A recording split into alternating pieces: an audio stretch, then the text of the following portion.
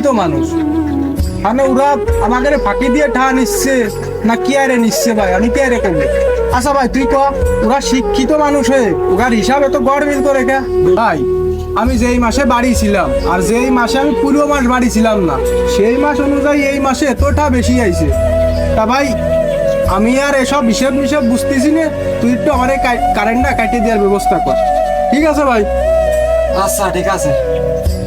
কিছু কিছু পরিবারের জন্য 100 টাকা কারেন্ট বিল ওঠা মানেও অনেক বড় কষ্টের ব্যাপার। এখনো অনেক পরিবার আছে যাদের নুন আনতে পান্তা ফুরায়। কারেন্ট বিলের হিসাব যদি গড়মিল হয় তাহলে অনেক পরিবার আছে যারা সেটা সংশোধন করতে পারবে, কিন্তু হাজারো দরিদ্র পরিবার এটা সংশোধন করতে পারবে না। তাই এদিকে এবার খেয়াল রাখা উচিত, অন্যায়কে প্রশ্রয় না প্রতিবাদ করা উচিত।